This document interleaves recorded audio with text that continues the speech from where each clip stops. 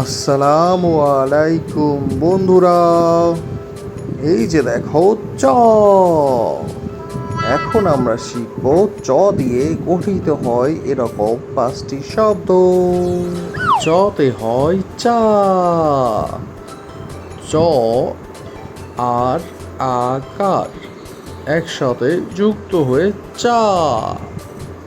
চতে হয় চিনি, চ রস্যি ইকার চি আর দন্ত ন রস্যি ইকার নি একসাথে চিনি।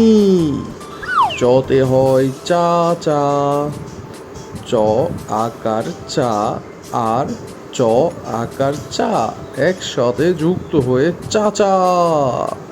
চতে হয় চ, চ আর ক একসাথে যুক্ত হয়ে তৈরি হয় চক।